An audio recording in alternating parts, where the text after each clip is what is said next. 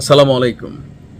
এই মুহূর্তে বাংলাদেশে রাজনৈতিক অঙ্গনে মাঝে মাঝে চমকপ্রদ বক্তব্য দিয়ে দিয়ে মাঠটা গরম করার মধ্যে যার নাম সবার প্রথমে, সেটা হচ্ছে নাহিদ ইসলাম। এক এক সময় এক এক কথা বলেন, যে কথাগুলো নিয়ে পুরো দেশটা সাউলায় যায়, এরপরে আবার পরিস্থিতি শান্ত হয়ে যায়। তবে অন্য যে কোনো বিষয় নিয়ে যখন কথা বলে আমরা হয়তো এরকম সমালোচনা করি না, বাট যখন সেনাবাহিনী নিয়ে কোনো কথা বলে ভাই কেন জানি গায়ে লেগে যায়। কারণ কি, দিন শেষে দেশটারে ভালোবাসি তো, আর দেশের অতন্দ্র প্রহরী সেনাবাহিনী।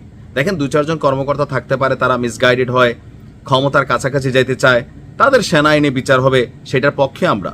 কিন্তু সেনাবাহিনী নিয়ে যখন গণহারে বক্তব্য আসে, সেটা আমাদের কাছে মনে হয় যে এগুলো নিয়ে প্রতিবাদ করা দরকার। আইএসপিআর কি বলতেছে সেটা জরুরি না। এখন জাতীয় নাগরিক পার্টির আহ্বায়ক নাহিদ ইসলাম বলছেন, সেনাবাহিনীর মানবতা বিরোধী অপরাধে যুক্ত যে সকল সদস্য আছে তাদের বিরুদ্ধে আন্তর্জাতিক অপরাধ ট্রাইব্যুনাল গ্রেপ্তারি পরোয়ানা জারি করেছে। তাদেরকে অতি সত্বর গ্রেপ্তার করে বিচারের আওতায় আনতে হবে, আর এর মাধ্যমে সেনাবাহিনীকে কলঙ্ক মুক্ত করতে হবে। সেনাবাহিনীর গায়ে কলঙ্ক দিল কে? ব্যক্তির কলঙ্ক তো প্রতিষ্ঠানের কলঙ্ক না, বাট তারপরে বাংলাদেশে হয়তো বা হয়।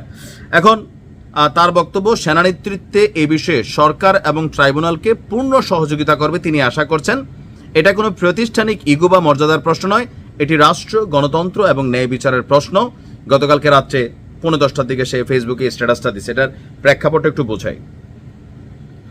গেল কয়েকদিন আপনার যেই পিনাকি ভট্টাচার্য বা সাংবাদিক ইলিয়াস, তারাও কিন্তু এটা নিয়ে গতকালকে মাঠ গরম করছেন যে সেনাবাহিনীর ক্যান্টনমেন্টে বেশ কিছু ঘটনা ঘটতে যাচ্ছে।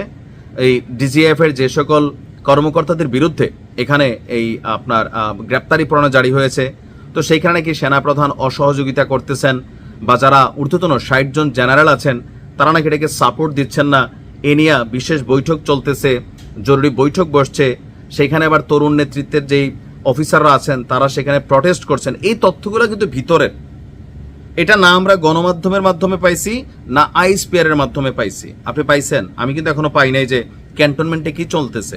তো এই যে বাহিরে এজ এ কোরাম হিসাবে নাহিদ ইসলাম ও এনসিপি থেকে আবার এই একই বক্তব্য দিলেন, এটা তো সেনাবাহিনীকে নিয়ে আমার কাছে মনে হয় যে নতুন আরেকটা খেলা।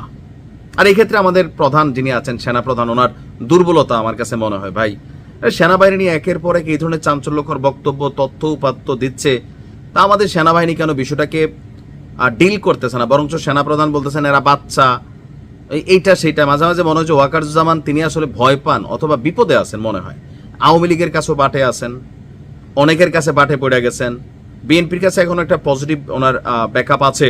তো সামহাউ হয়তোবা তিনি যেটা করতে চাচ্ছেন সেটা করতে পারতেছেন না। কিন্তু এটা তো মানুষের কাছে, যারা আমজনতা আছে, সেনাবাহিনীকে নিয়ে সমালোচনা, প্রশ্ন খুব বেশি কিন্তু মানুষ এগুলো পছন্দ করে না। আবার ধরেন অন্যান্য রাষ্ট্র যারা আছে তারা কি বাংলাদেশের উপর নজর রাখতেছে না? অবশ্যই রাখতেছে। তো এই জায়গা থেকে সেনাবাহিনী সম্পর্কে প্রতিনিয়ত যখন দেখেছে দেশের একটা অংশ এরকম, এটা তো সার্বভৌমত্বের জন্য একটা হুমকি স্বরূপ হয়। নাহিদ ইসলাম প্রায়ই, এর আগেও একবার একটা বক্তব্য দিয়া তিনি মানে মাঠ গরম করে ফেলছিলেন। তো তার বক্তব্য যে বিগত ফ্যাসিবাদী শাসনামলে রাষ্ট্রের প্রায় সব প্রতিষ্ঠানকে দলীয় স্বার্থ ব্যবহার করছে, সেনাবাহিনীতে প্রভাব ছিল।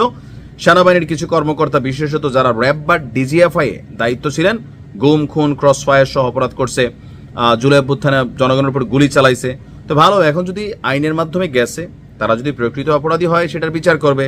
এখন সেনাবাহিনী অসহযোগিতা করতেছে, তাদেরকে গ্রেপ্তার করতে দিবে না, এটা নিয়ে ভিতরে ভিতরে অনেক কিছু করতেছে। মানে এই তথ্যগুলা মানে কই থেকে আসলো? আমার প্রশ্ন হচ্ছে যে সেনাবাহিনী তো আইএসপিআর থেকে কোনো বক্তব্য দেয় নাই, দিছে আমি কিন্তু পাই নাই। যদি দিয়া থাকে, তো তাহলে সেনাবাহিনী যে অসহযোগিতা করতেছে, বা আন্তর্জাতিক অপরাধ বিচারিক ট্রাইব্যুনাল থেকে যেই গ্রেপ্তারি পরোয়ানা জারি হয়েছে, তো যাদের বিরুদ্ধে জারি হয়েছে তাদেরকে কি সেনাবাহিনী গ্রেপ্তার করতে দেয় নাই? কাউকে কি গ্রেপ্তার করতে গেছিল, সেখানে সেনাবাহিনী বাধা দিছে?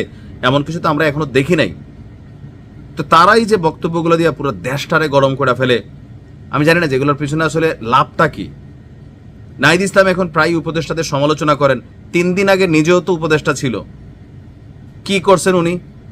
তিনি তো ক্ষমতা ছেড়া কেন আসছেন? দলের প্রধান হবেন এই লোভে আসছেন। লোভ সবারই আছে ভাই। এখন আপনি অন্য উপদেষ্টাদের নাম প্রকাশ করবেন, সেফ এক্সিট, এগুলো তো আপনারও নিতে হবে। আপনি কি আর বাইরে? আমি জানি না যে আসলে দলটার মোটিভটা কি, বা রাইট না, এরা কি রাজনীতি করতেছে, মানে এদের প্রভু কারা। ভালো থাকুন।